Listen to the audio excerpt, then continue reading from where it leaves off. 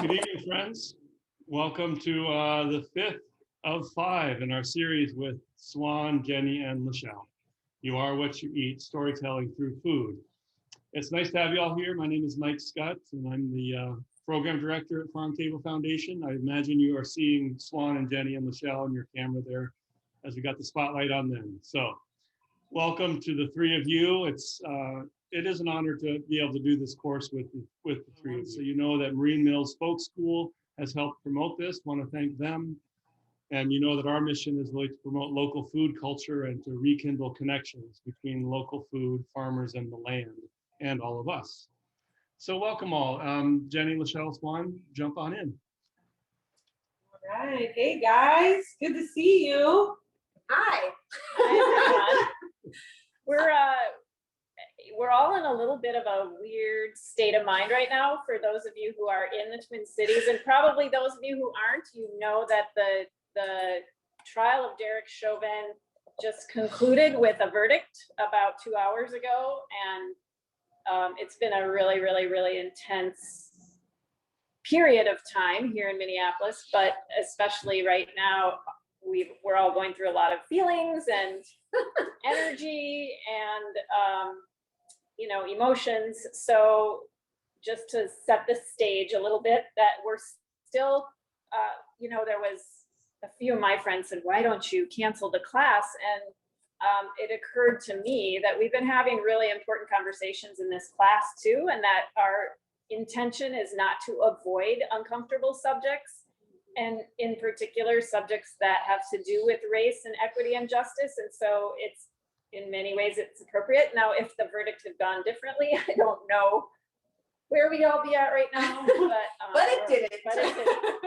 Thank goodness. And we've also been talking, I'll just add a little bit about how this doesn't mean anything is solved. It just means that finally something happened the way it should have happened. It shouldn't have even taken that long for it to happen, but at least that happened. Now we can move on to the next thing that needs our attention, which is pretty much everything.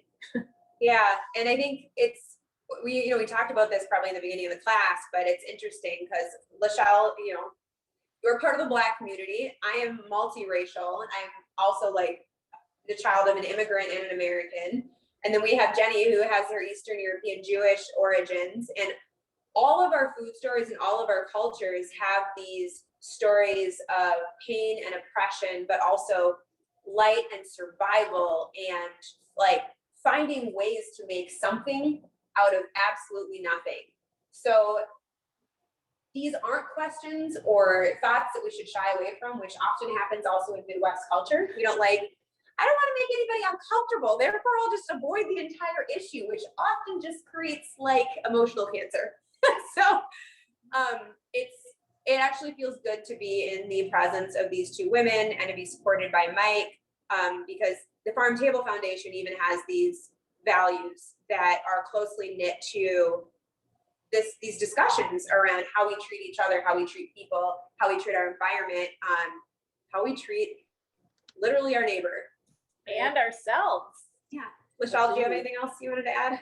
I mean, I'm definitely still processing. So, I just want to kind of like be in that mode. I think that, I talk a lot about and have talked a lot about just kind of being mindful of like where you're at. And so I was thinking, I know we were kind of going, are we going to cancel?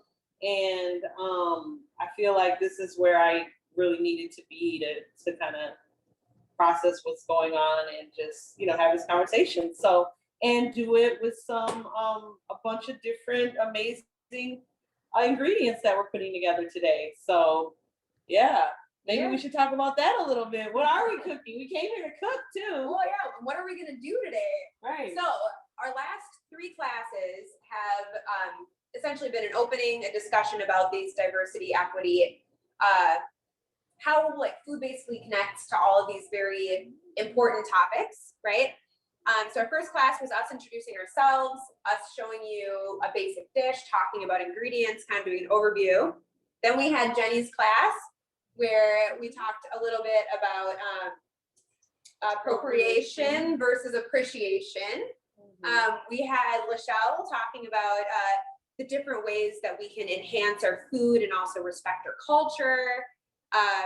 And then my class was, because I'm a well-being coach, I talk a lot about nutrition and about like the mental health support and how you can make choices that actually naturally affect, positive outcome. So we were thinking for this last class, what we want to do is actually bring you into the conversation, because you've heard us talk a lot, but we want you to have an opportunity to process in a group about a lot of these important topics. So like Mike was saying, we were thinking about doing breakouts depending on how big the group gets, but actually to circle back on a lot of these very important questions. But as Lachelle was saying, we also were going to cook for you, because we were all like, oh yeah, we said it was a surprise dish. So surprise, we're cooking. We'll send you some recipes after this class, along with all of the other things that we've been promising to send you since day one. But yeah, I feel like we should probably Which means you just have to write the recipes, because we're all freehanding this right now. Right. I think. Right. I am. I am too. And it's kind of cool, I think. And one of the things that I love about teaching about cooking is showing that we don't have to be that tied to a specific recipe or follow the rules, that there's a lot of space for inspiration and what's available and how much energy and time we have. And we had a conversation last week and just kind of came up with, well, I'll take this part of the meal, you take that part of the meal, you take that part of the meal. And we really, until today, didn't really specify exactly what we were doing, but we knew we could make it work together, right? We talked generally about flavor profiles or, specific ingredients. And that's, I think, really important to all of us, is to say, like, cooking it's not a restricting kind of activity. It's really a freeing and an opening kind of activity, and it allows for a lot of different things into the space, the conversation and the food. So that's kind of where we're coming from tonight, which is appropriate, because I think that's the way the day is going. Yeah. Yep. Sometimes, like I've been, I'm Christian, very, modern, but most recently, we, went through Lent, right? And so I went through a lot of time where I was processing really big things that have been going on, because this world's really heavy right now. And I think a lot of the time it's important to find a space where you can process. And coming out of Lent, like the practice I was doing through my church, the last day was surrender. So Easter Day, the concept was surrender. And so that's been my focus since that point.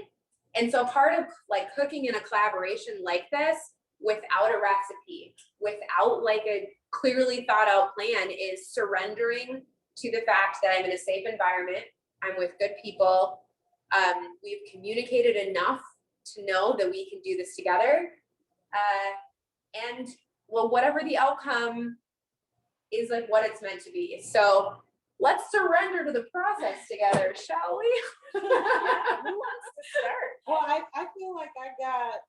I feel like you should start, because, Okay. but before you do, This is I the do most want to complex. say that I really drew inspiration from what they, once we started building on what we were kind of saying we were going to make.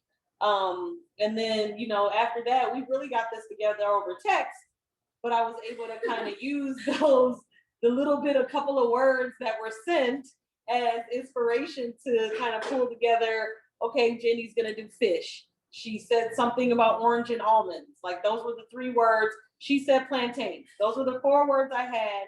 And I was like, okay, what goes with fish, parsley, So anyway, we'll get into that. But I just want to say that I feel like this is really cool, because as we pull out what these ingredients came to, become this meal, that kind of story of how we pulled it together, I think was just Beautiful. great. Yes. Yes. So what are you making? So I am, Mike, you might want to switch to my phone camera now, just to see if we can, there we go. Can you all kind of see what I got going on? I'm going to make So I'm doing the protein, and it's a little bit funny to me because I eat very minimal amounts of animal protein. Most of what I eat is really plant forward. There's nothing I don't eat, but I just tend to be drawn to, a lot of vegetables and whole grains and legumes and that kind of thing. However, I know that my body sometimes needs more of an animal protein. And so I'm doing fish, which I don't cook at home as much as I probably should, but I love to cook it. I think we know it's a really excellent protein, really, full of omega-3 fatty acids. It's relatively low on the food chain. It's something that we can sometimes even procure ourselves. This is walleye, which is a local Minnesota fish, which is why I got it. It's much leaner than like a salmon, so it's not oily. But so because of that, I'm going to add a kind of an oily sauce to it. And I'm making a sauce. What I'm gonna do, and this may or may not work in terms of a visual, like it might look a little worse than it sounds. But I've got toasted almonds that I've cut up in relatively small pieces, and I'm gonna try and press them onto my fish and fry them in the pan that way. We're just frying it. It's nothing fancy. If I had a grill, of course, that would be fun. I did take some oranges, obviously not local, but I did take some oranges and I browned them in my pan first, so they'll have a little bit of that cooked aroma. And then I do have, and this was not necessarily originally my plan, but because I was in the store last night in the co-op, we have ramps, which are a wild leek. They're wonderful and delicious. They're kind of a cross between garlic and a leek. The leaves in particular are really aromatic and kind of herby, but spicy. So you can eat the whole thing. And then there's also local radishes. And so those flavors make a ton of sense to me with these flavors, a little bit of spice and a little bit of crunch with the sweet citrus and the sweet and oily almond.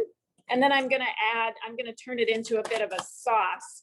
So I'm going to mix some olive oil, some apple cider vinegar, a little maple syrup, and mustard. So pretty basic standard sort of dressing formula to go along with that. So the first thing I'm gonna do, like half of one of those radishes for the salad, if you could. I have more. Oh, do you? Lachelle Absolutely. is going to steal a radish. Everyone, No stealing. borrow appropriate. So, I was given permission. and when I was shopping last night, I texted the two of them to say like, hey, I'm getting walleye and I got some ramps. So I was very much working with what was available. I actually thought I was going to buy trout, but there wasn't any trout, so that was fine. So I'm getting my pan fairly hot, and I'll turn the camera over there. So I'm going to just try and press. Yeah, thank you. We've got a lot of electrical cords here. I'm going to try and press this on as much as I can. And what I'm going to do, I'm actually going to put it face down in the oil. My goal is to have it kind of sear onto the fish. Oh, sure. All right, there we go. I'll try to keep a steady hand. I'm gonna do just two. And actually, while these are cooking, and they're gonna cook fast, that's the other thing. Once my oil is not quite as hot as it should be, but once it gets hot, it's gonna cook fairly fast. So you could like mix it with a little bit of egg, which would definitely make it adhere to the fish a little better. But I'm just going with that. And while it's doing that, I'm gonna just do some mixing here. So I'm gonna also put almonds into my sauce. I got kicked off too. Uh-oh. Yeah, and I don't know if it's the internet. What's that? I think it would be app. Uh-oh, Mike, it sounds like Suan and Lachelle both got kicked Well, off. my computer is on GSNet. Well, now mine is. Well, I'm still on. I tried to grab the app. It says I have no internet. Oh, okay, well, they're both having some internet Weird. Zoom issues. Your phone is working. Yeah, my phone's fine, so we're gonna keep going. Okay, Well, my It seems computer's it's working. fine from our end. okay. So I've just put olive oil and apple cider vinegar in. Oh my gosh, Suan, can you open that for me? And I'm going to squeeze some of this orange, this kind of grilled orange juice in Yum. here. So that's Yum. gonna be like citrusy and sweet, a little bit of acid, which is, you know, all of the different elements we want. And I'm also gonna just mince up my ramps. And that's, I'm going all the way up, but I want, oopsie. The camera went off. Yes, I know, because it fell. Okay. My phone fell over. Maybe I need to be receptive Sorry. for a minute.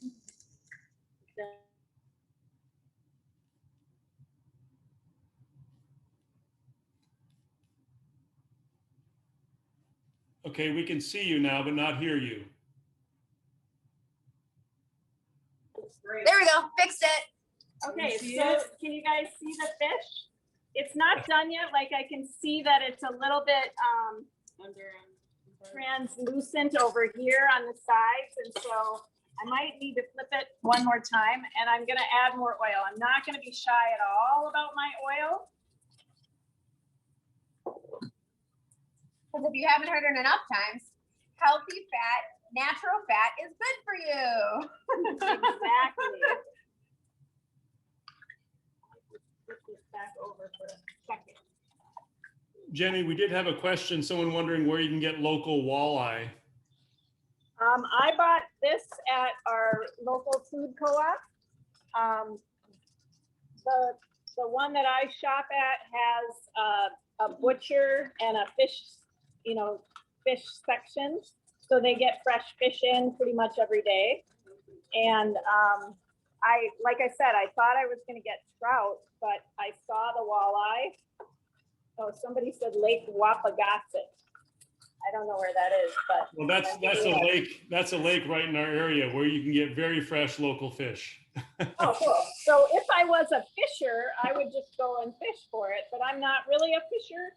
I know people who are, so if you are, you know, it is kind of a classic Minnesota fish.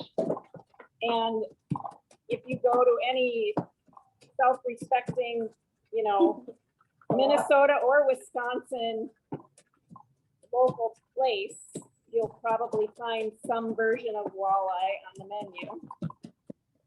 So I'm mincing my ramp. I've turned off my burner because my fish is basically cooked. It's gonna carry over, finish, carry over. Yeah, even though the heat is off, the pan is still hot. Throwing that in, I'm gonna mince my radishes. That look yummy. And I'm mincing these pretty fine. I'm kind of thinking of this almost like a salsa fresca. So I want my radishes to have some texture, but I don't want them to be in big pieces because they're gonna go on this fairly soft fish. Oh, okay. Thank you. And the other thing I'll just say is that the green of the ramp and the pink and white of the radish is just also really beautiful. And I don't even think I have a red onion here, but I don't think I need it because that ramp is going to be pretty powerful, especially raw. So ramps are only in season for like 3 weeks in Minnesota. They're also very common in like the Northeast, kind of swampy, cooler parts of the country. And so when they're in season, I basically buy them as much as I can, and I put them in everything. So I scramble them with my eggs, and I put them in my salads, and anywhere where I would use an onion or a leek. They're just absolutely delicious. So Suan got the maple syrup. I'm only gonna put a little bit in because that orange is pretty sweet. And then I am gonna add just a little bit of mustard because I like that kind of bitter element as well. So I'm mixing that all together. It's a pretty thick, like I said, it's almost more like a salsa, and I definitely want to put some salt in. I didn't salt the fish at all, which I probably should have, but I definitely want salt. So there's my lovely, see that? Yeah. There's my lovely sauce, and I'm gonna just quickly put the fish on a plate so I can show you how I would serve it. So I lost a few almonds, but not too many. And then I would just take my wonderful sauce and literally just drizzle it on top. So this is the other reason I like this recipe is because it's really forgiving. Because the sauce is cold, I'm not even trying to heat it up, and I'm just putting it on like a salsa at the end. So this would be like a really delicious thing to do when it's warm outside and you're grilling, you know, to grill your fish with the almonds and then add the sauce at the end. So that's my quick almond, orange, and ramp walleye. It looks delicious. And Jenny, It does look delicious, doesn't it? you Yeah. you didn't marinate it or anything beforehand, right? The walleye No, was I mean, you know, fish is so, it's not like chicken or beef where it's a really heavy duty protein that takes a while to break down. Fish breaks down pretty fast. So if I was gonna make like a kebab, or if I was using something like a tuna that's really fatty, but no, this is so thin and it cooks so fast, you really don't want to marinate it because you'll actually probably lose some texture. It'll dry out, ironically. So, who's next? Swan is heating up Do her you want me to do oil. just a quick So intro and then we can do while I'm I like, can just turn my Either way, phone to you. Are you gonna be frying now or? oh, it's still heating. And I kind of wanted to prep a little bit. Oh, okay. Well, why don't I talk about Lachelle. the salad, 'cause and then you can get prepped, and then by the time I'm done. Well, I mean, I wanted to show prep since I know a lot of people, I think. Okay. But yeah, either way, it's fine. Okay, go ahead then. Well, just so you know what I'm doing. So I'm preparing a, there's like, Yep, you got it all how sides. many cameras do you want to use? Anyway, so what I'm preparing is plantain, which is funny because I'm the low carb queen, as you probably picked up from previous classes. I just do well in low sugar diets, but one of my favorite foods is actually plantain. Because growing up, it's a traditional like food that just grows behind people's houses in Ghana. So like typical tropical food offering. And when I go to Ghana, ever since I was little, when I was going to Ghana, they would serve this thing on the corners called chili willy. Well, and it's kind of like a snack plantain that's fried. It has ginger in it and spices. And it's just one of those favorite things I would never give up, right? People are like, I'd never give up bread. I would never give up plantain.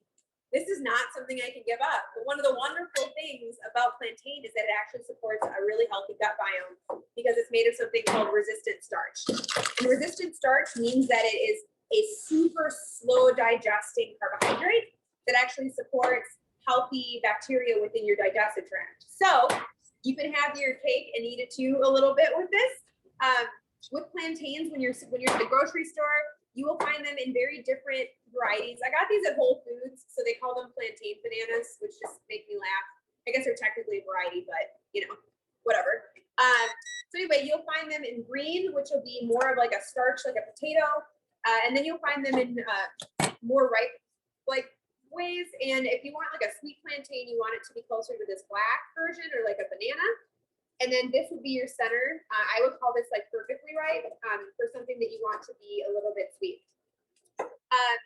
Yeah, and then when you're cleaning it, you basically clean it like you would a banana and then slice and dice. And I'm gonna mix it together with some ingredients. So while my oil is getting hot, I'm gonna finish doing this, but let me jump over to Lachelle so she can show you what she's prepping, and then I'll let them know when I'm ready to fry.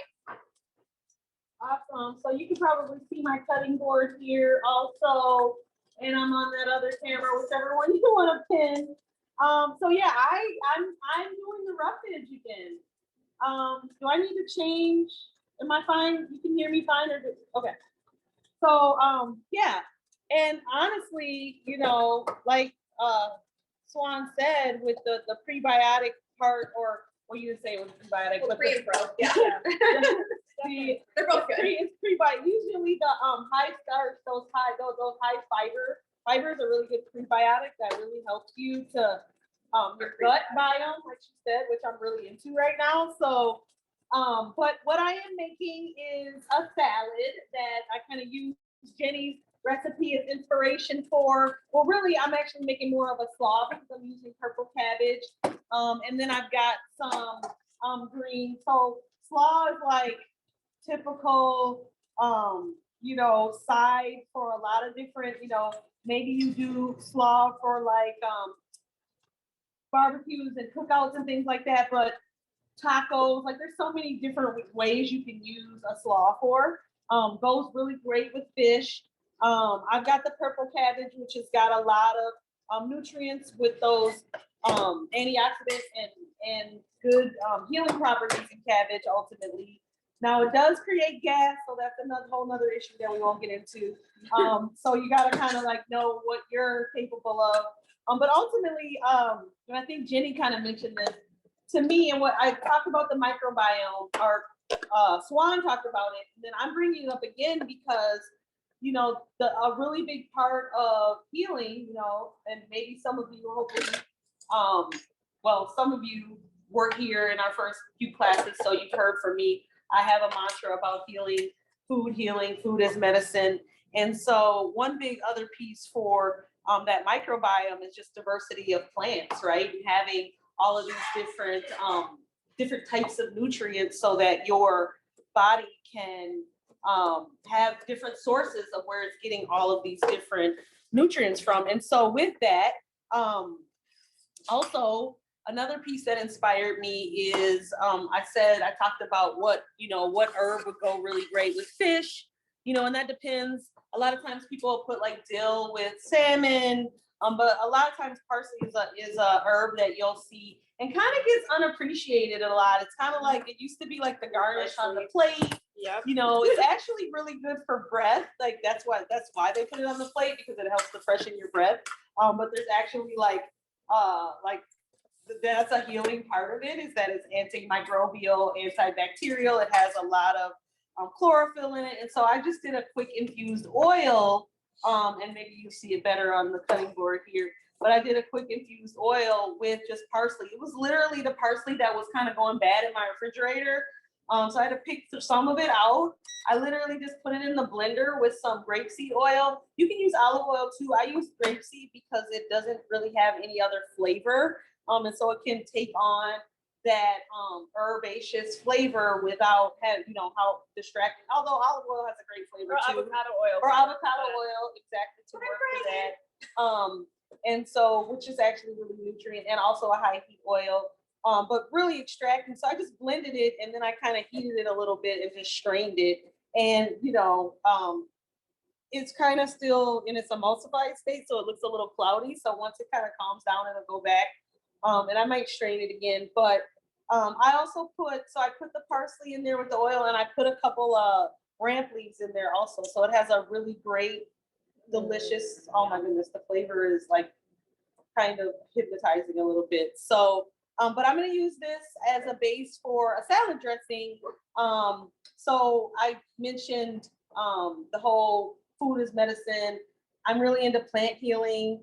And so I do make, you know, I do foraging, and ramps is actually are coming up right now. That's why, and they only have like a 6-week window before they go out. So, but I love infusing herbs into oils, I make tinctures that's with alcohol. If you're not into alcohol, you can make them with apple cider vinegar.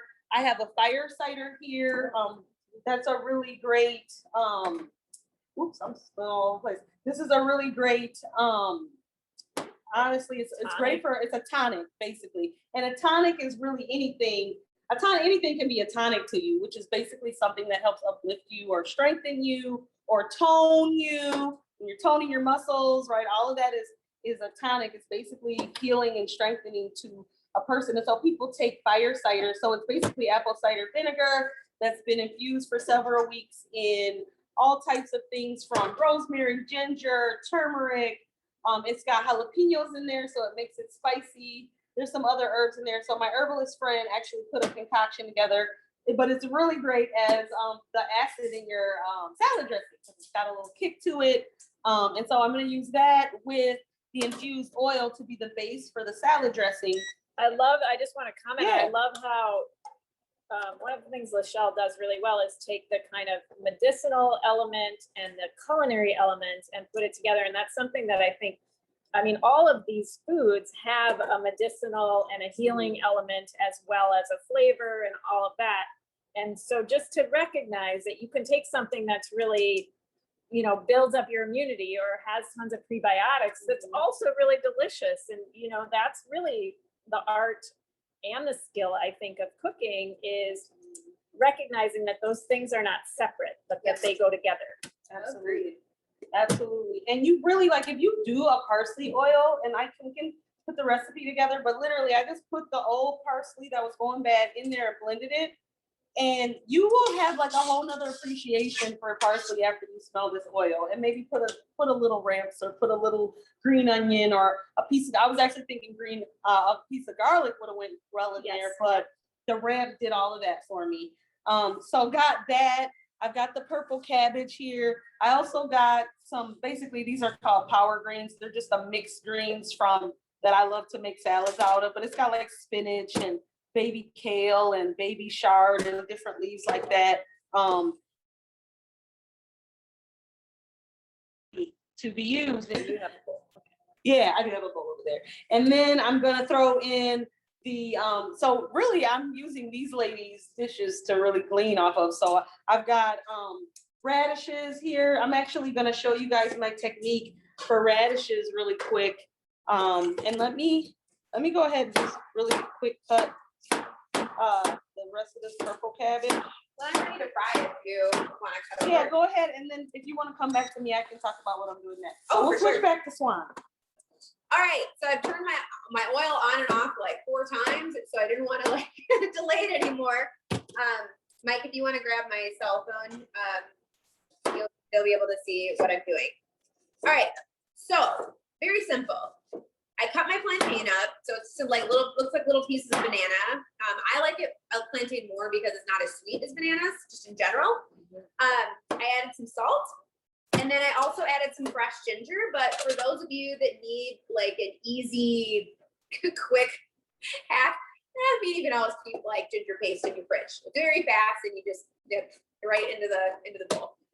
Just a little too. Another thing you can do with ginger, if you have it, is you can grate it or mince it up and throw it in your freezer. Yeah. And it'll stay until you need it. Yeah, I know some people that even do in ice cube trays, so that it's pre-measured. Anyway, so just ginger, salt, plantain, and then depending on your palate, I'm a wimp. if you are a wimp, do some smoked paprika because it has a smoky flavor, but it's not spicy. Okay. If you are a semi-wimp or like can be medium, I like ground chipotle because it gives you a little bit kick, but it's not so much that it's overwhelming. If you are a fire lover, you got to go for the straight cayenne pepper. Now, since we're freehanding it right now, you want to be very careful with the really spicy things. Make sure that you know how to handle them. I'm going to go with chipotle because I don't do a lot, but it adds some smokiness to it that I think paprika doesn't generally. So I'm just, it's probably like half a teaspoon, and this whole bowl is probably like a cup, right? So I'm just going to go ahead and stir this in.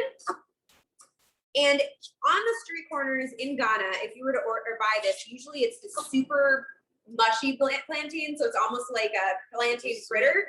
But I like it with a little more meat. I even like my mangoes like that. My mom used to just like, when we go to Ghana, she would squeeze them like they were like a fruit pouch rip off the end of the mango and then just suck all the juices out, which I just do not like the texture of. Like, I don't even understand why kids like fruit pouches. Anyway, I like the bananas. I like the plantains that still have a little bite. I like a little substance. Yeah. Anyway, so that's how I like to do it. And then you just very carefully put plantain inside of your oil. So if you're worried about splatter, it's always good to do with like a slotted spoon. I'm just gonna do it with some tongs. And if you remember from previous classes, we talked about the different temperatures of the different types of oils we need to use when we're frying. Well, number one, the most important thing is you don't want to create carcinogens by oxidizing your oil, which basically means you're burning it and you're creating like cancer-causing elements. The other part is that you want the oil to be hot enough so that it seals and browns the outside of whatever you're frying, because it also means you're not going to get an excessive amount of oil being absorbed into the food. If like a fryer isn't hot enough, that's when you end up with really like sort of browned food that is also very like oil logged. So it's important that you have an oil that can support hot enough to actually create the texture you want. At the same time, you want to make sure that you are cooking with good technique so that you are preserving all of the healthful parts of plantain or of whatever you're cooking. So I'm going to just basically fry this until it turns light brown. That's why I like using tongs, because then I can just do a little like I'm doing pancakes. Yeah. But you'll see the brown creeping up the edges, and that's when you know your bottom side is ready to flip. This is also something nice to do in a cast iron skillet because it keeps the heat so even, and then you don't have to worry about constantly flipping the heat up and down on a pan. But anyway, I don't know if this is going to be super fun to watch. I mean, it's kind of mesmerizing, but I'll hand it back to Lachelle. I'm ready. Yeah, let's go. So I went ahead and chopped up. I just tried to thinly slice. I did. Thinly sliced my purple cabbage as thin as I possibly could. The knife is nice and sharp, so that's good.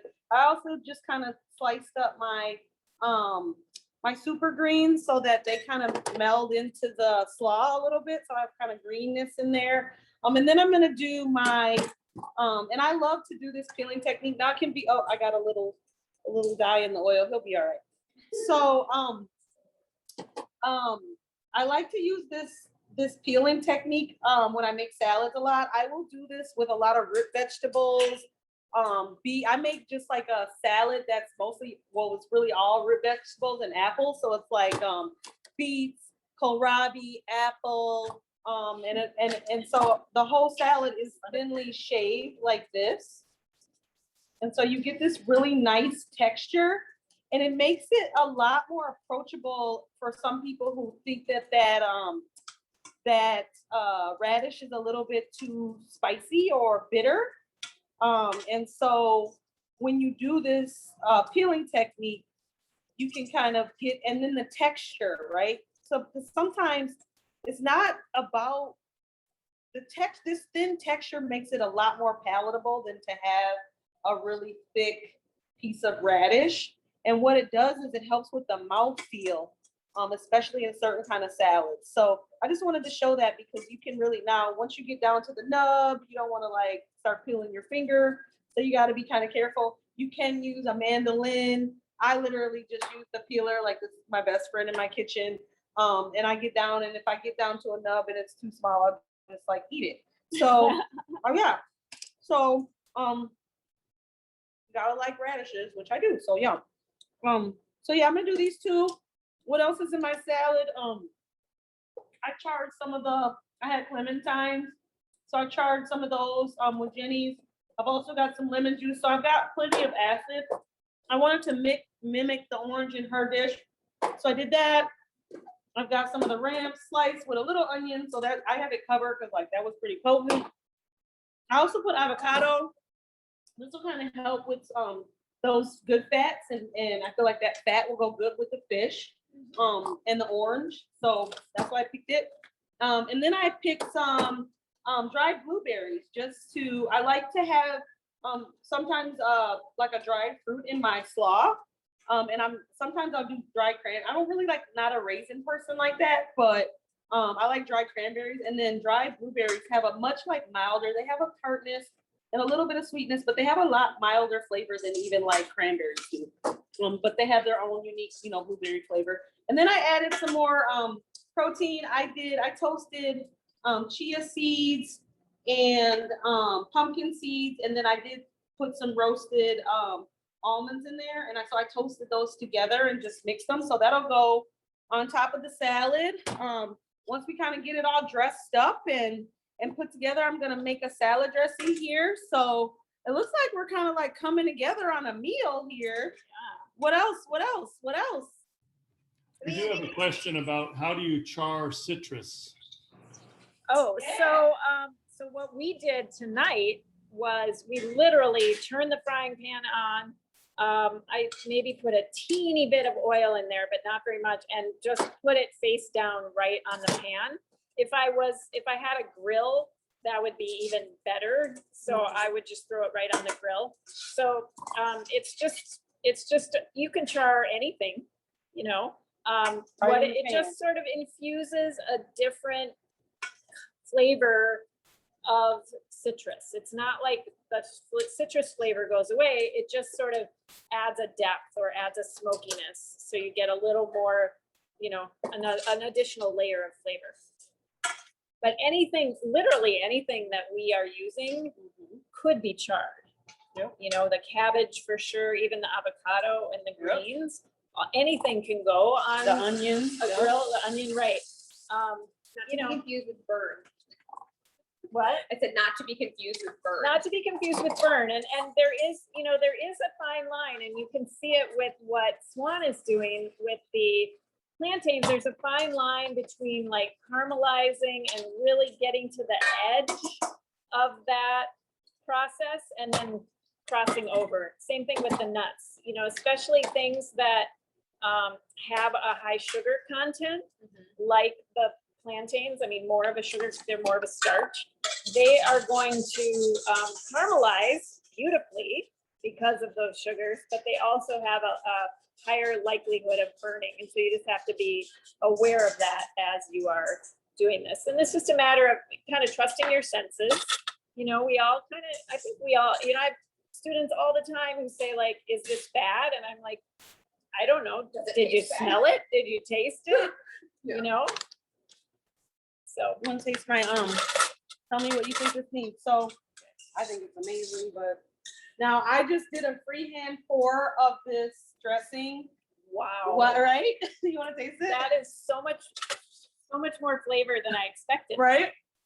So I like freehanded it. So usually when you make a vinaigrette, it's oil and an acid, okay? And then you can add in other herbs. I just put maybe like a half a teaspoon of salt in there. It's really good. And I just kind of whisked it. It's not completely emulsified. I could keep whisking it, but I'm eventually just gonna get this onto my salad and mix it up. A lot of times at home, I don't even go through this step. I just pour the oil and right on the salad and then I toss it. I So totally do you that can do too. the emulsification thing if you really want to get a certain flavor out of your dressing. Now, just so you know, there's, you can do, it's usually about 3 parts oil to 2 parts acid. Yeah. I like a little bit more acid, so that really depends on you. So I might go half and half sometimes. It really depends. I am gonna add, we're gonna have orange that I'm gonna squeeze onto this salad. But so you guys wouldn't change that the dressing at all? Leave it as is? No, I wouldn't, but this is what I'll say. Yeah. It's very herbaceous. It's strong, It is strong. but she's gonna pour it Yeah. on cabbage and greens and all of these things. So it needs to be strong, it needs to hold up. And I Yep. think a lot of times we forget about that when we're making a sauce, that we need to compensate for the fact that it's gonna be diluted by whatever it's put on, right? So we all just tasted the plantains yeah. too, which are also really, God, that That ginger is ginger amazing. flavor on the so good, it plantains, warms up, really like- good. So what happens? So is- wait, what did you tell us about how you put the ginger on again? So all I did was like minced. It's like this has fresh ginger, so it definitely. So as much as it's nice to use the like quick stuff, I don't know what camera it's on, but here, as long as it's nice it does not taste the same as fresh ginger. So what you want to do is take your fresh ginger, you peel it, and then you mince it down super small, like as small as like much smaller than the plantain. And then you basically just mix it all together. The longer you let it sit, the stronger you'll taste the ginger right off the bat.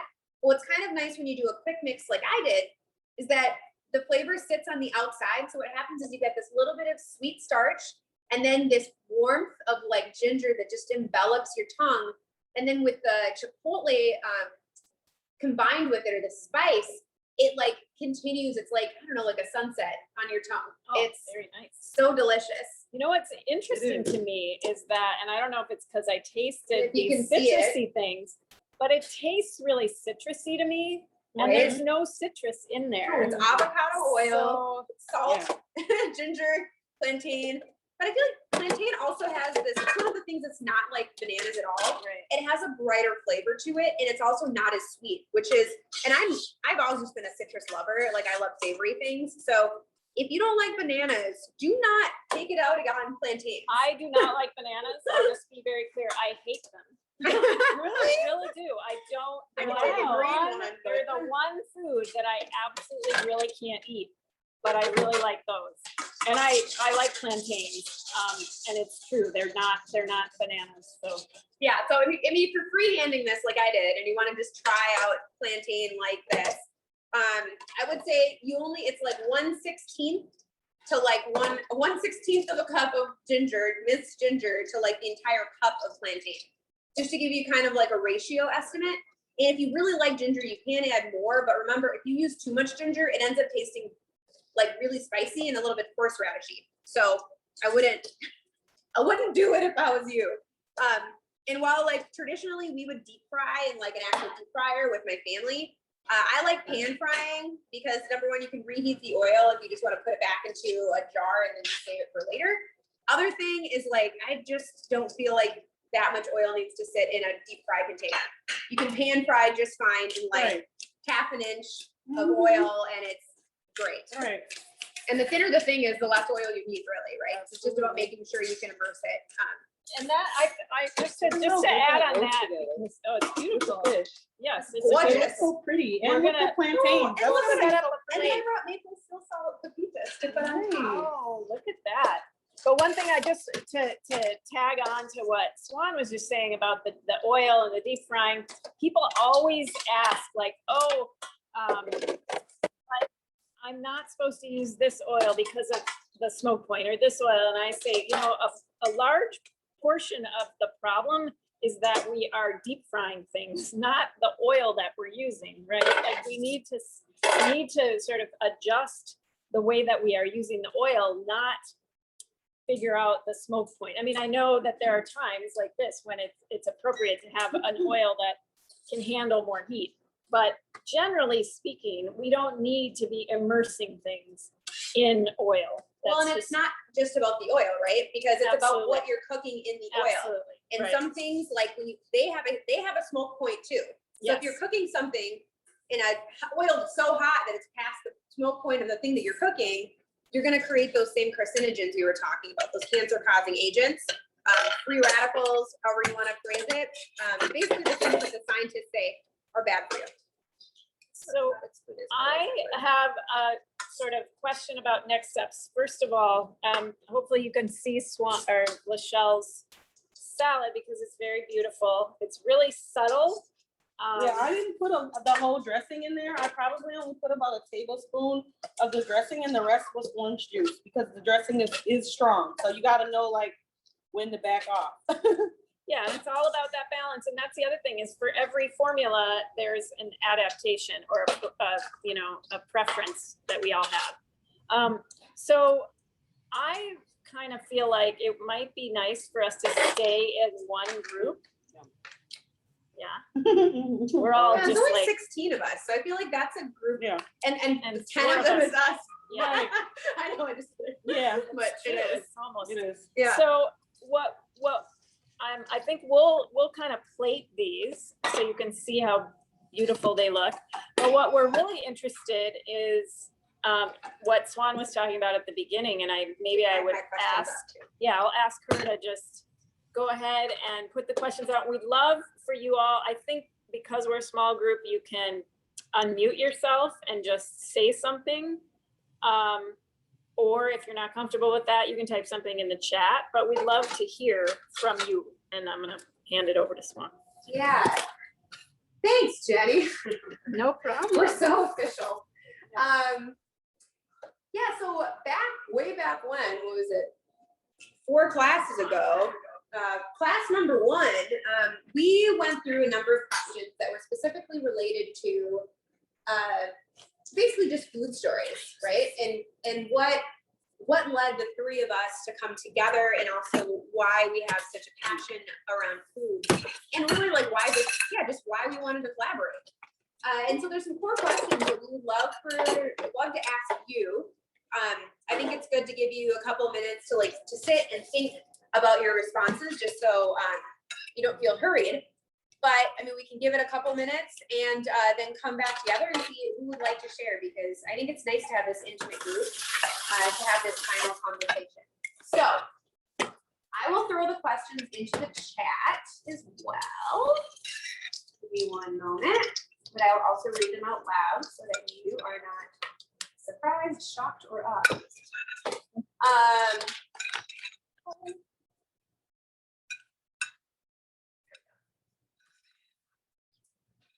So the first question is, who are you?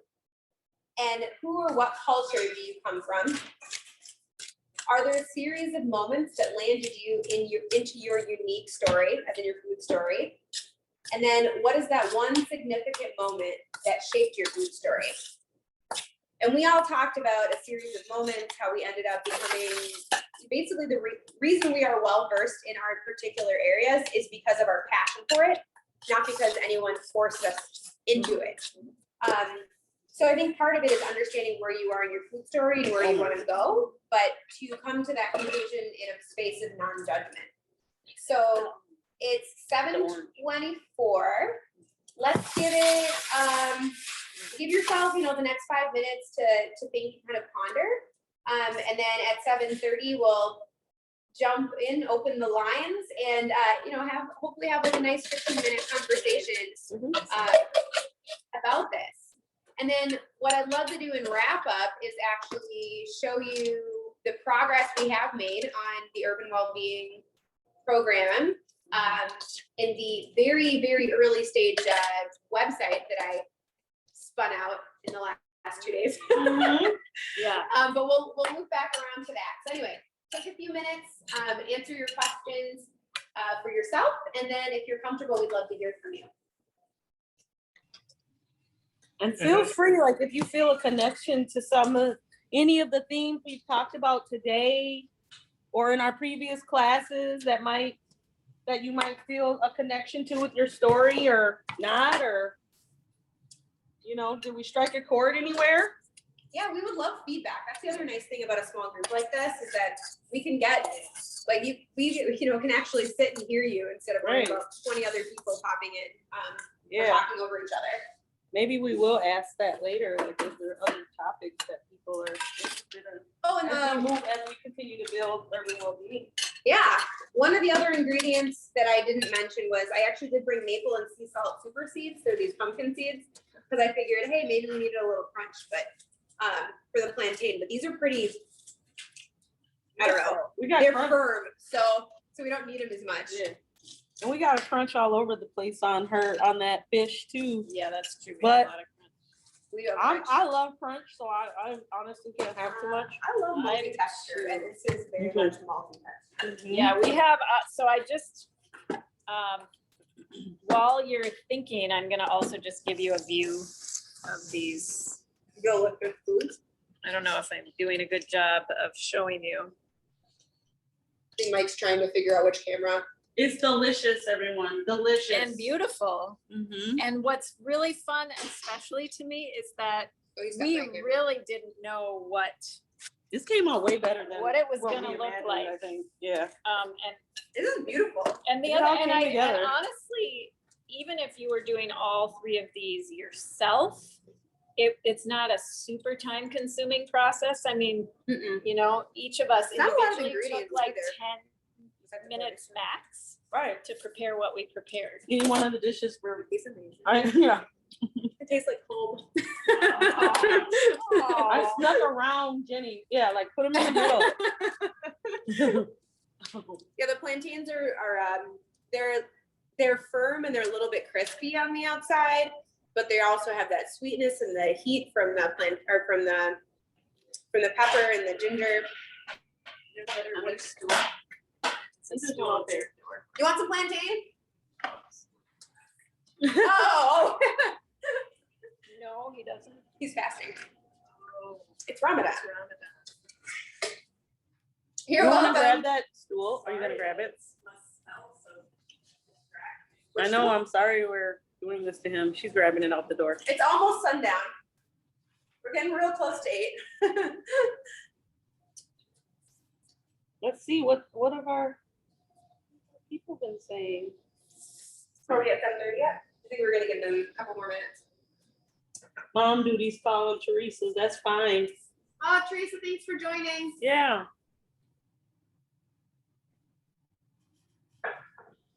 I think that if people are gonna, if no one, let's see if people.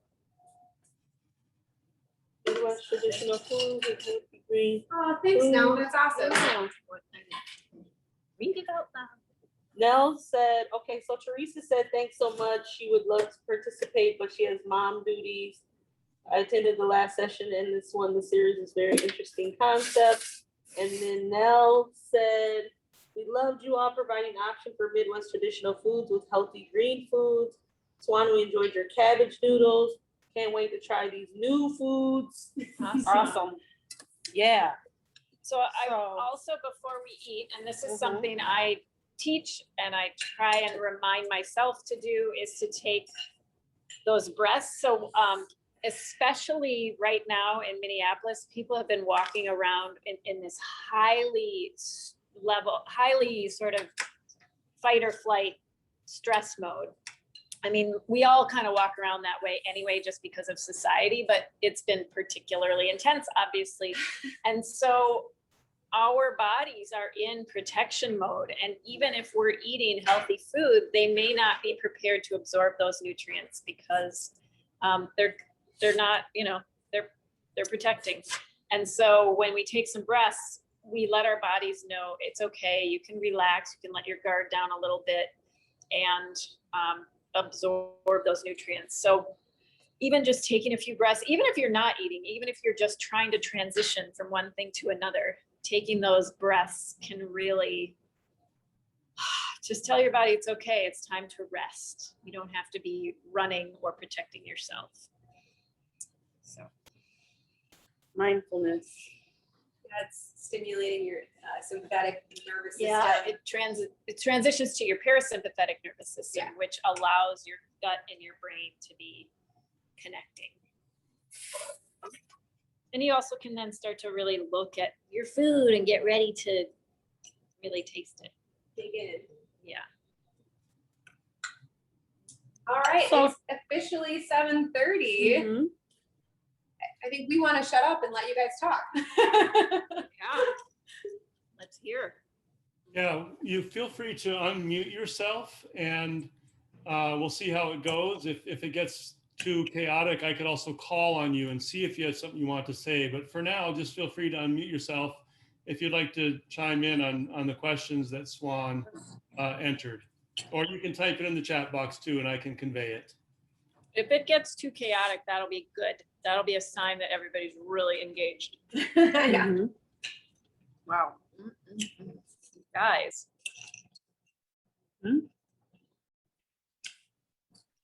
Can you say a chime little in. bit about the portions and the amount Yeah. of, So or I as love much that as you want?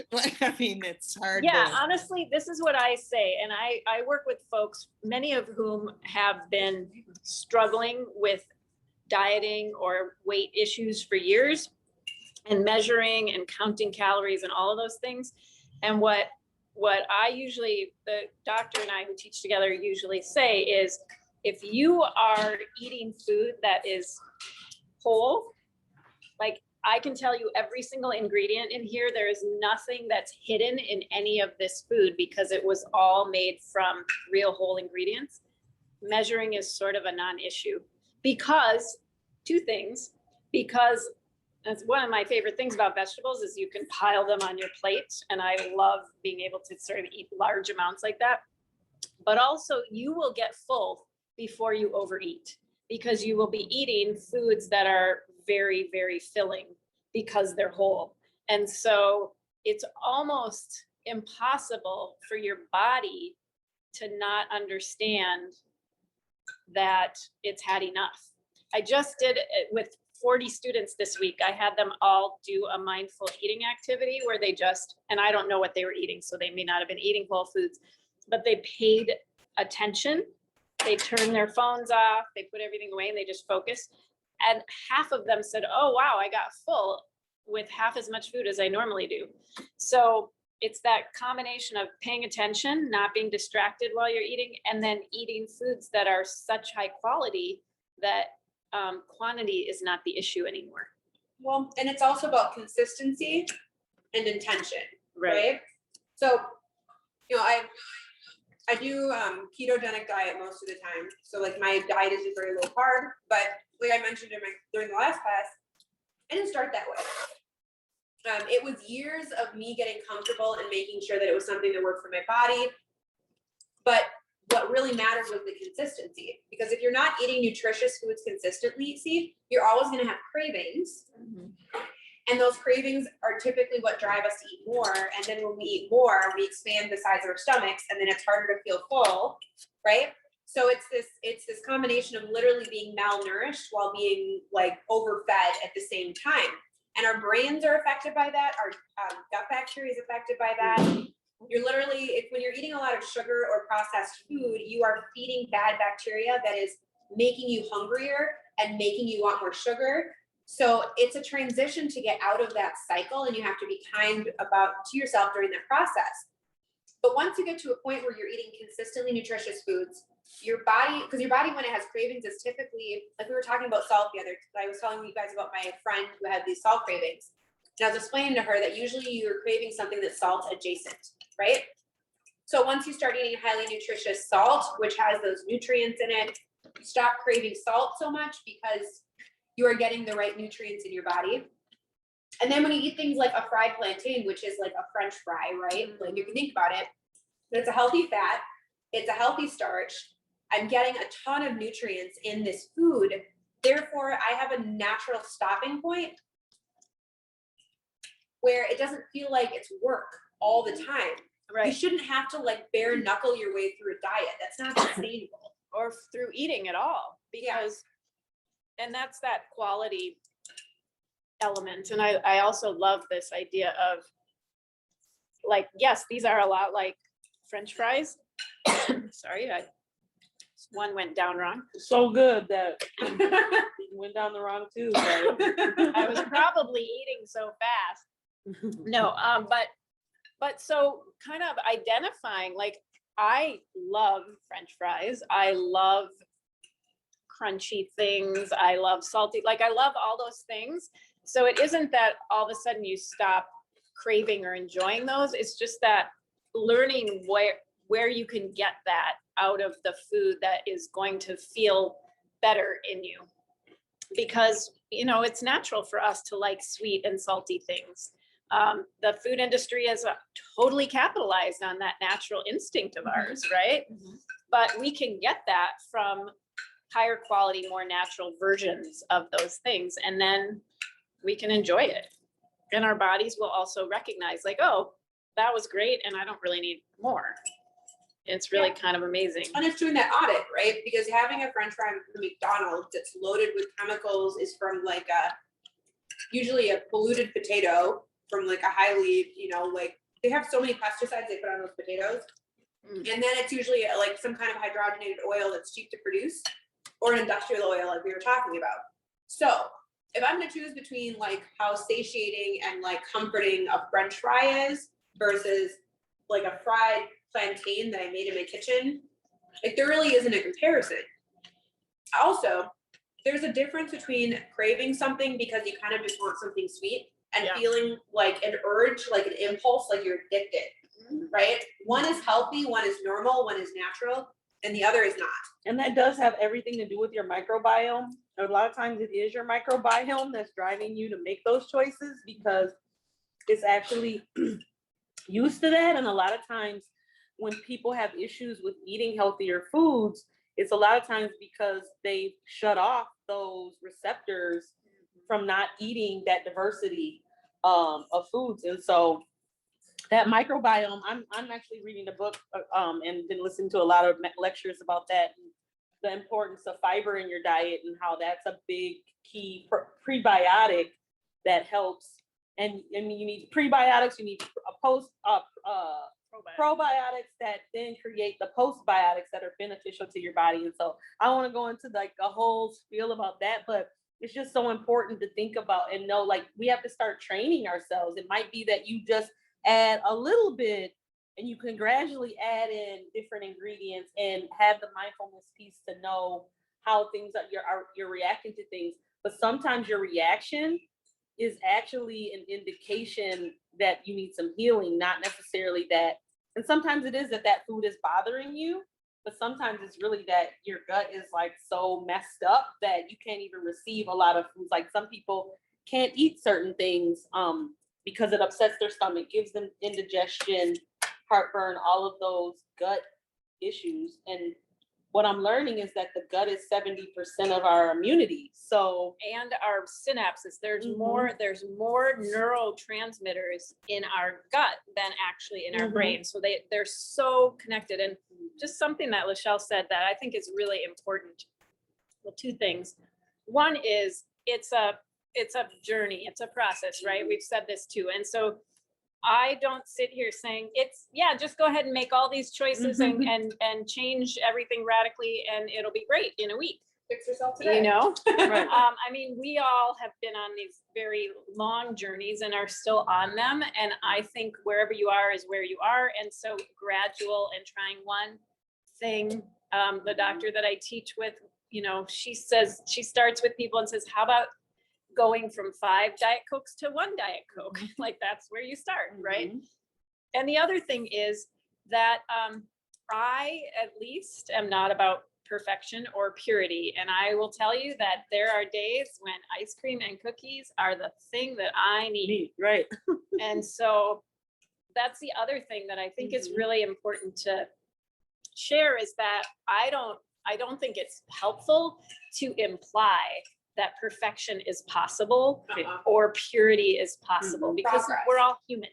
And so again, being kind to ourselves, acknowledging that sometimes this is what I need, but the last thing I want you to do is make those choices and then beat yourself up about it, right? Like the thing that we should do is make a choice and then enjoy it, right? So if I'm gonna make cookies, I'm gonna enjoy them. Well, I'm not the gonna- best gosh darn cookies you ever had, right? Absolutely. And so, you know, again, this is all about like the whole person and it's all the parts. And so we need to make sure that we are nurturing ourselves. To your point, Maya, I think maybe Maya, said, I'm a recovering perfectionist. So one of the best gifts of these classes has been seeing the three of you having fun and experimenting, playing with ingredients That's good. and adjusting as you go. You have given me permission to relax and have fun with cooking. Thank you. Yes, like you just made my day. Yeah, like, that's what we did this for. Exactly. Oh wait, that camera's on. So what you're saying is when I burned my cabbage noodles, it was okay. I mean, it was. It's just cabbage, not that big of a deal. No, but Maya, like, on a very personal note, both sides of my family have had mental health issues. They just run in our family. Anxiety, depression, like bipolarism, the whole gambit. And how it expressed itself in me, like especially through my 20s, was perfectionism. I always had to be, you know, like fit in, be acceptable, wear my hair the right way, be the perfect body, never accept love unless I felt like I was worthy of it. But when your goalpost is so far out that there's no way you actually know if you'll ever reach it, how do you ever really accept yourself and love yourself for who you are? So perfectionism is a real thing. It's an everyday effort to make sure that I don't fall back in those patterns. Brene Brown, if you've never like looked at Brene Brown, you need to do it. She's like the perfectionist, like Destroyer. destroyer. Yeah. But no, it's important that we can be vulnerable and make mistakes and laugh at them because life is more fun that way. 100%. Yes. Okay, so I just have to say one thing. We don't need to plan any more of our things. This was like our best meal that we didn't plan. So like we need to not next time we're gonna put way less thought into the recipes every time because this came out so good. Like I'm just savoring this. I'm sorry you guys that aren't here with us. Because normally, you know, when we can, we'll get together and hopefully cook together at some point. In Maybe real even life. at farm table on the farm. So Yeah. so yeah, I definitely want to just say that and Well- just hats off to these ladies and just everything that we've been able to do here. Maybe that leads to the website and telling you a little bit more. Are there more comments or? Well, Nell just said that learning about your environment is so important. They have ramps in their backyard and or their backyard pond, and the fiddlehead ferns are not far behind. Yes, City Girl, however, now retired, she's connecting with the new options. And you know what, Nell? I'm a city girl and I'm up in the city. Okay, I've been foraging. I'm like, literally, we have some parks and stuff, and there's berries and things that you can, I mean, they're not ready yet, but I've been foraging and learning about these things. So there's ramps over there, and then you're not supposed to dig up ramps technically. You're not supposed to dig up anything. You're supposed to glean. But when you forage, FYI. But yeah, the fiddlehead ferns, I cannot wait to start seeing those come up as well. So yeah, absolutely. So I think since we're Oh, you want to show the website? yeah.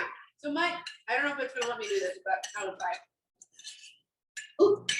Mike, If he makes will you allow co-host. me to share my screen? Oh, I gotta find which screen it is. Swan Cradle PC. That would have been too strong if I would have put all of that Mhm. in there, but it was So like good. perfect with the little one tablespoon. And the three of them together. Because this I just the keep best taking one bite of combination. each one and going around. Oh yeah, you gotta put them all together. Well, like, unless Mike, you want to go and share your screen, that's fine too. Ooh, there we go. Allow. Yes, you did it.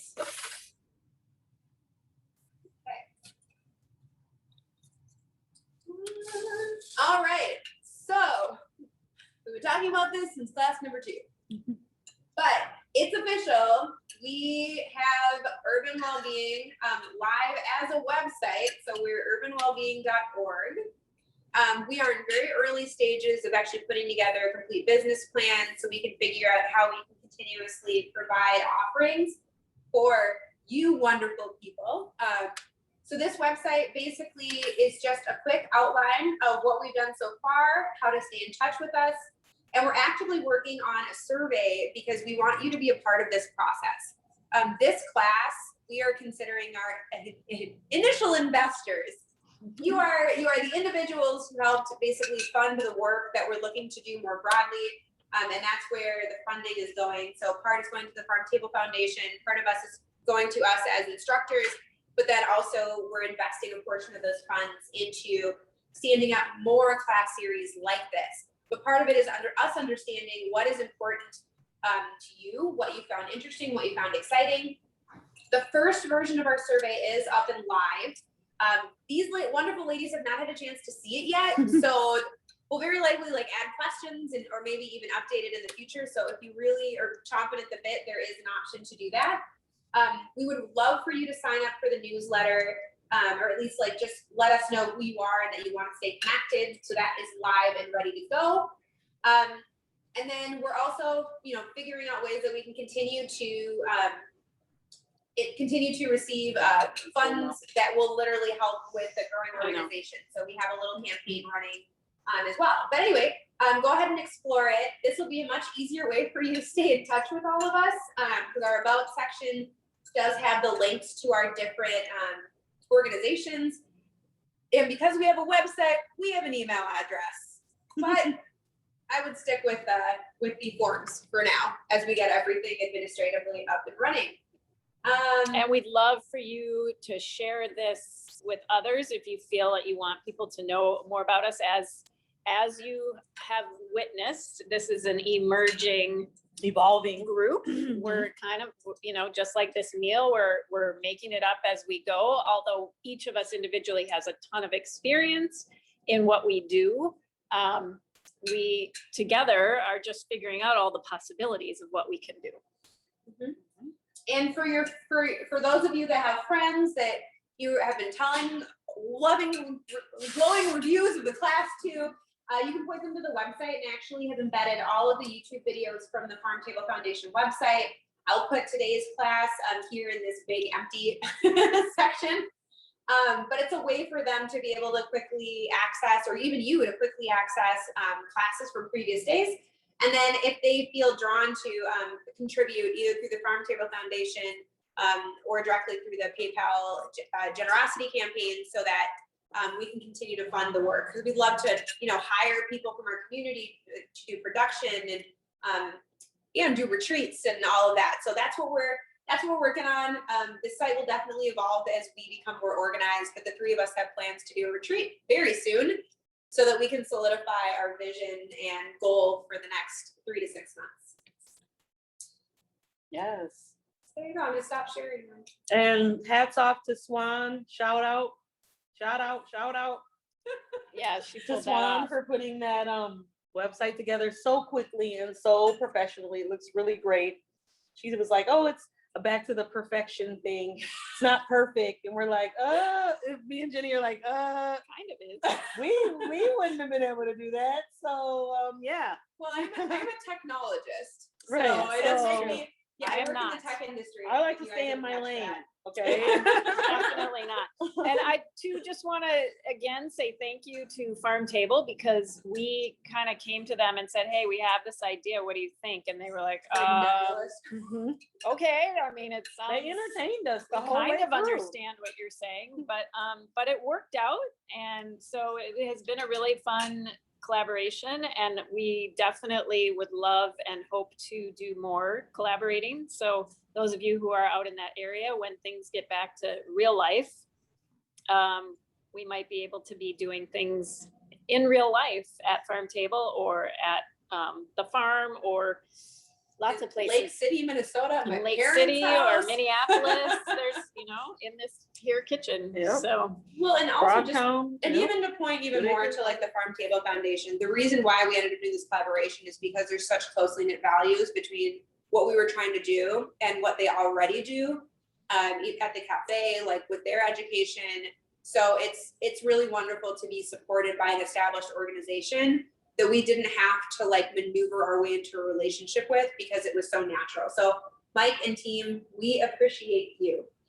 Oh, thank you so much. Well, we've been grateful to do this. We've been looking to, offer more classes from people with different perspectives than we often run into, and that's been helpful to have the three of you do that. And Jenny really brought all of you to us, as we did a couple classes with her last fall, as well as a 6-week class with Kinship of Polk County, offering classes for mentors and their mentees. So we certainly hope to be doing more. As some of you may know, we have a close relationship with an area farm called Hungry Turtle Farm, and there's opportunities out there potentially to do classes even this summer potentially. So yeah, keep abreast of our website. I did type that in there, as well as urbanwellbeing.org in the chat, so you can find out what we're up to. And most of you are probably on our email list. That's probably how you found out about this. So you'll be able to keep hearing about what we're doing next with these folks and other programs. Oh, and Mike, there's a shout out on our website. It's check out our sponsor. So you're on there too. Oh, thank you. Very good. And does anyone else have anything they'd like to say? Feel free to unmute yourself. We've got a few minutes left, or type something in if there's something else you'd like to ask. Please feel free. Or comments. We love feedback. Yeah. I just want to say thank you. This has been really, really wonderful. And I'm quite envious that I'm not sitting in your kitchen right now eating with you all. I used to live in Minneapolis and know Jenny, and that's my introduction to this piece. And my food journey started by going gluten-free 13 years ago and realized how many unsuccessful recipes I was throwing out by trying to recreate the standard American diet, and just gave that up and went to any other culture, any place else that was not what I had grown up with. And so it has been so wonderful to bring your recipes into my home. And I am reading a book right now called The Stars and the Blackness Between Them. And one of the characters, it's wonderful, written by a Minneapolis It's written author. by Janeda Petrus-Nash. She's a local writer. Yes. Yeah. So I'm listening to it on audio. And so one of the characters is from Trinidad. And I'm like, all I want to do is eat the food that she keeps describing. So I think it was just so interesting that plantains showed up today. And that you were describing how they were just raised in the backyards in Ghana. And I'm like, oh my gosh, you must have known that I've been looking for this. So I'm excited for you to send that recipe. So please share. And I'm wondering, I just purchased an air fryer, and what's your thoughts on, Yes. I keep talking about getting rid of all the fat, and I'm like, well, why do we want to get rid of all the fat? So Yeah. I'm a little confused on it, but share your Yeah, thoughts. it's what I've come to understand about air fryers, because I had that same question. I have so many students who have them, and I'm like, but you don't want to not have the fat. But then I realized they would be having fat, but it isn't really the great fat anyway. Well, you do have to actually have some fat in there, otherwise it won't crisp up. Like if you're trying to fry something, you have to put a little. It's just not deep fat immersion. They're really kind of a high quality little convection oven, and so I think you can just sort of play around with it and do what you want. But it's trickier to make things stick, but it's nice to have like an oil sprayer so you can evenly coat. And then because it's so small and it heats up so quickly, you usually can get like a good crisp on the outside of things like plantains. So if your question is, can you do this successfully with an air fryer? You definitely can. Yeah. I would just get one of those like pump action or oil like distributors and make sure that you're really like coating. So sometimes it's about laying it out so you can spray the entire thing. Otherwise, like if it ends up in a giant glob, it's not going to get crispy and nice. You just want a nice thin layer. And that's true in this version too. Yeah. Oh, for sure. Even in regular oil. Cindy, I mean, it's really fun to see you. I haven't seen you in a long time, but Cindy is an occupational therapist and has done a lot of, from my perspective, really brought in food and diet into the work that she does with folks who are dealing with other physiology issues. And so I mean, kudos to you, because I don't see everyone doing that either. So thank you. Yeah, it is fun. It's a great opportunity for me when parents can't get their kids to eat certain foods, but somebody else can, and to play with that. And so yes, it is. Thank you. Yeah. You guys did a great job. I really appreciate this. Thanks. So glad that Minneapolis is safe today. Yeah. And thinking about you guys. So what a day. It's just a little step in the right direction, but at least it's in the right direction. Well, and we all work within like the social healing, food justice. And for those of you that were at the first class, probably heard Lachelle and I met because of the uprisings this summer, and we were doing nutritional support and emotional support for communities of color that we are connected to. So, or a part of, really. So this is all very like close to home. And so it's not literally like our city, it's our community. Yeah. And just the awareness, and we talk a lot about how there's a lot of like bad apples who have come out of the woodwork over the last 4 or 5 years. There are also a lot of really good people that I feel like have found mission in being allies because of everything that happened over the last year. So we want to be a part of making sure that people feel like they can come and join in and ask where they can pitch in, because I think there's a lot of good people that just haven't found the opportunities that they need to yet. So we hope to be a part of that as well and help you get involved where you feel comfortable so that you can make a positive impact on minority groups and on like just your communities as a whole, you know? It's all, we all have to move forward together. Yeah. Exactly. Oh, Minneapolis. And one thing I would mention in that vein is that Farm Table took it was just a 3-hour introductory workshop, but it's an organization I typed in earlier, a farm in northern New York called Soulfire Farm. And Leah Penniman is one of their co-founders, and she wrote a book called Farming While Black. And, you know, if you begin to look at uprooting racism in the food system, that can be a particularly powerful lens through seeing racism sort of embedded in our culture everywhere. Because if you look at so many of the laws and the way our country started, they were often related to food and labor, right? So And to land ownership. And that's And a really, absolutely. really big piece of it too. Yeah. Well, I mean, even So- think about the concept of foraging, you know, like technically that became illegal after slavery. It was actually very much legal prior to that. So became outlawed. So just thinking about, like, to your point. Yeah, Leah Penniman is amazing. I haven't read her book, but I've listened to many, many interviews, and she's just a beautiful speaker. So, and that what they're doing at Soulfire Farm is extraordinary. They're training a lot of young, marginalized folks to produce food. And one of the things that I think it's always so helpful is just to hear from other people's perspectives. So for example, when people show up on their farm, often people of color will report, you know, I don't want to be associated with the land or with dirt because that's what I used to be forced to do.